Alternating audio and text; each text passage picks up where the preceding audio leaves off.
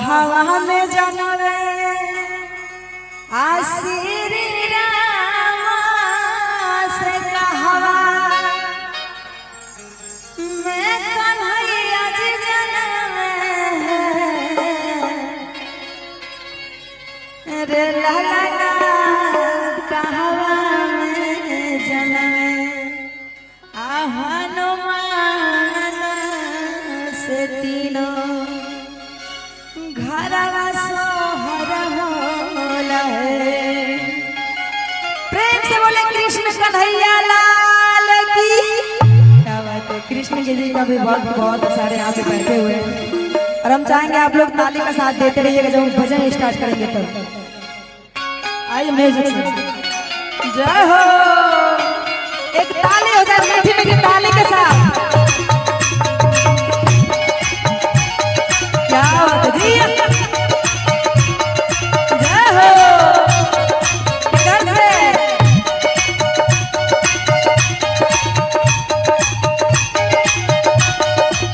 क्या बात एकदम झूमते हुए।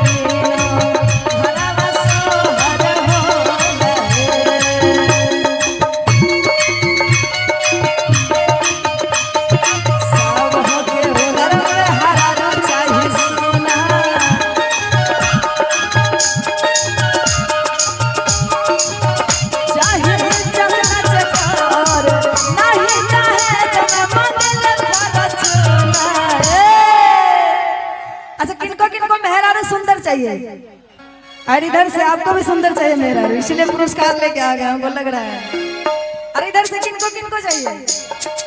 उनको भैया तो अभी बच्चे लग रहे हैं, उनको भी शादी कैसे होगा। कहड़ा मुखिया जी की तरफ से 500 रुपया पुरस्कार है, बहुत बहुत धन्यवाद उनको। और किनको किनको मेहरारू चाहिए और फॉर्च्यूनर दहेज में नहीं चाहिए, हाथ उठाइए। सबको दहेज चाहिए, सब दहेज लेने वाले हैं ना, सबको धरा देंगे। हमारे प्रशासन भाई यहीं पे है, जानते हैं ना दहेज प्रथा केस कितना मजबूत होता है। जिंदगी भर जेल में जाके चक्की पीसते रहना है और कभी छूट के नहीं आना है। लड़ाई कहना है कि सब हो के हुनर में हालारू चाहिए सब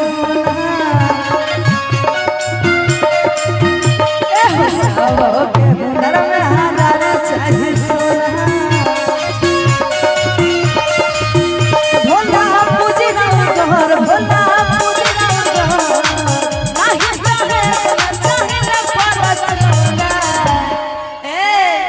सभी आदमी पहले हाथ उठा लीजिए और ताली के साथ कहना है कि सब हो के हुनर में हालारू चाहिए सब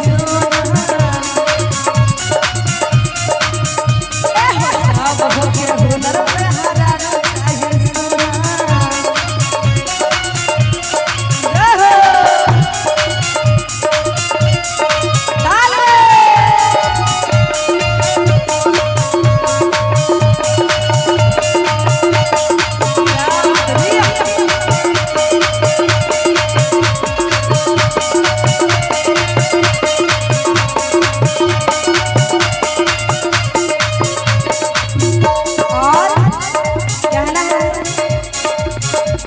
अरे अयोध्या में जाना है श्री राम से मथुरा में कन्हैया जी जाना है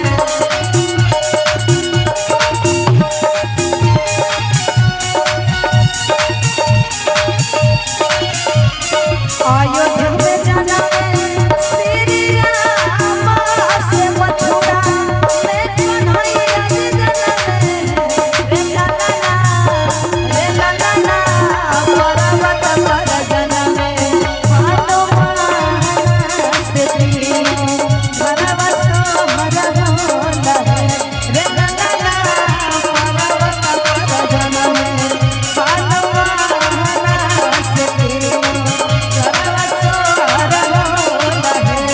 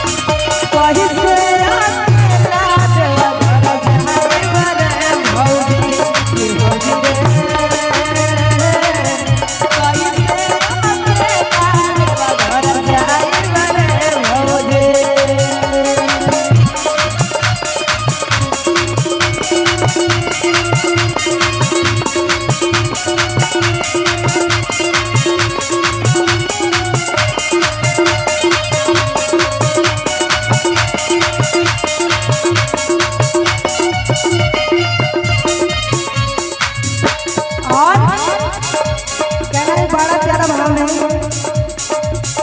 हरे कौशल्या के जाना में श्री राम से देवकी के कन्हैया जी जाना में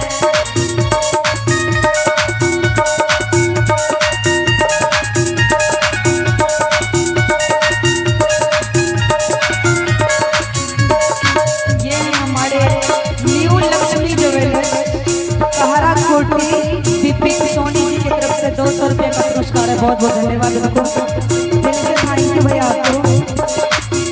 हरे कौशल्या के जाना में श्री राम से देवकी के कन्हैया जी जाना